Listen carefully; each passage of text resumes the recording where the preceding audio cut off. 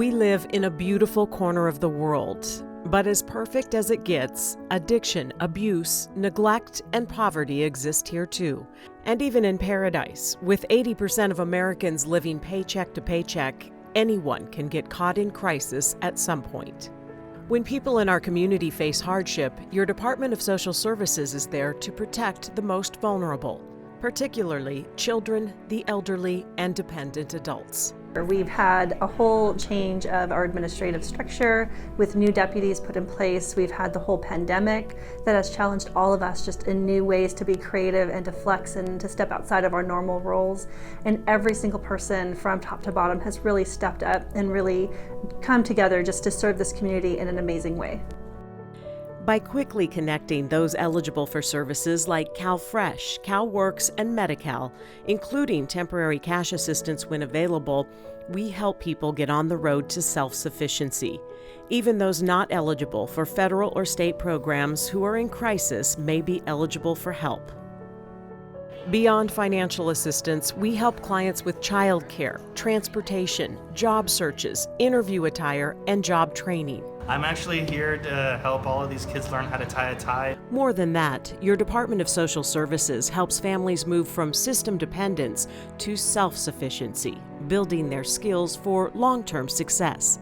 In addition to helping needy families, your Department of Social Services protects the community's children and dependent adults from abuse and neglect. We respond to more than 3,000 allegations of child abuse each year and more than 2,700 calls of abuse of dependent and vulnerable seniors. We serve about 2,000 clients throughout the county through our adult services programs. In-home supportive services helps aged, blind, or disabled individuals who cannot live at home safely without in-home care. It is an alternative to nursing home and other care facilities. Services include house cleaning, meal preparation, laundry, grocery shopping, and personal care services, as well as accompaniment to medical appointments. Adult Protective Services investigates allegations of abuse and provides intervention when necessary, as well as community resources and education. And we connect disabled adults and children and aged individuals who qualify with in-home caregivers. We manage background screenings with the Department of Justice and help clients find qualified caregivers. One of our biggest challenges is finding resource or foster homes for children who come into our care through no fault of their own. They play with me and they share things with me.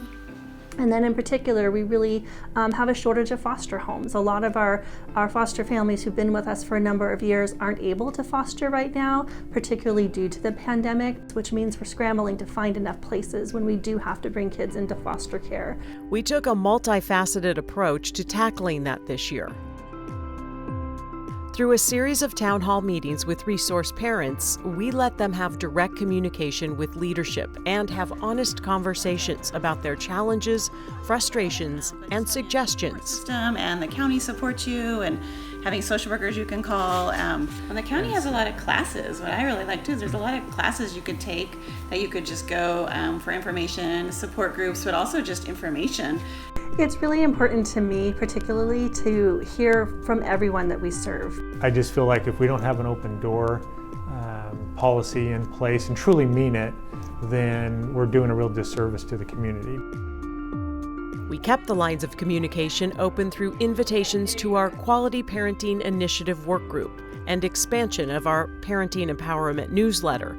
We have welcomed the insight offered by former foster youth who are contributing to both. I want to help those other upcoming youth or like younger youth that don't get to have a voice or that are really shy, which I was shy when we were in care, but just like speak out for them and make their experience a little bit more better. We expanded our support network for resource families.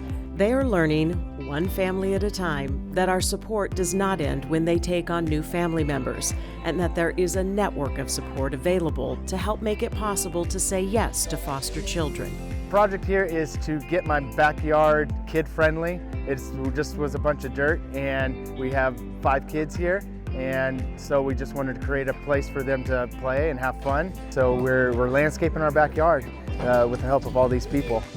Workdays like this one in Los Osos for a family taking on 2 children happened thanks to Grace Central Coast Churches, one of our Foster the Central Coast partners. And events like these are happening all over. Foster families tend to quit in the first year of care because it can be so overwhelming and they just need more help. Whether it be babysitting, helping with holiday decorations, meals, or transportation, resource families are finding out we have their backs, and the message is spreading. To know that you're not alone and you're not going through this alone, I don't know if we could do it without that, because that's what it takes. There's a lot of kids out there that need this. So to have everybody that come together, it really means a lot. With the loss of federal funding for extras like yearbooks, haircuts, sports, and extracurricular activities, we reached out to the community for help with that as well.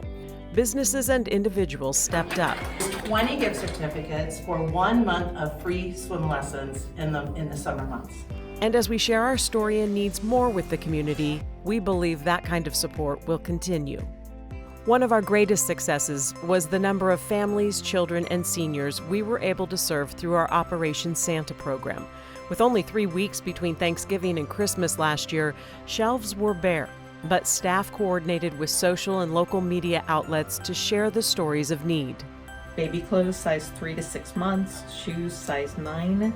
And the community responded. We had social workers working until late Christmas Eve, coordinating, wrapping, and delivering presents to nearly 1,000 families and seniors who would have gone without otherwise. Outreach has been key to our successes. We paid visits to cities throughout the county to educate city leaders about the needs in their particular community. They then shared the message through their own avenues of communication. I'm Cynthia Fletcher from Department of Social Services, and we're here to spread the word on the need for foster homes or resource family homes in our area. We had strong presence at community events, celebrations, and farmers markets. We also continued our monthly enrichment activities for foster children and parents, as well as their biological children and siblings. We provide activities that make learning something new fun. Very colorful sea stars. And our families are given red carpet treatment during these private events. Thanks to you, we are beginning our child-specific recruitment program, similar to others that have proved successful in other communities. The idea is to eliminate some of the culture shock that can happen without such programs. I grew up with my mom just speaking Spanish, and she's Mexican, so she made Mexican food, and it was all about that culture. So going into a house where it was just completely different and not something that I just didn't feel I guess fit in. Child-specific recruitment makes it easier to match children with resource parents who are like-minded in culture, religion, and sexual orientation. Getting adopted today. We have celebrated the reunification of families through the rehabilitation of parents or through adoption by extended family or foster families. The victories we witness make our jobs worthwhile, but there is no job within DSS that is easy, which makes the mentoring program so crucial. It is designed to combat the growing difficulty in attracting and retaining talented staff in a competitive market and in anticipation of the silver tsunami of retirees. Your Department of Social Services believes all people have strengths and contribute to the overall well-being of our community. We commit to fairness and equality in removing barriers that prevent that from happening and finding solutions so that it does.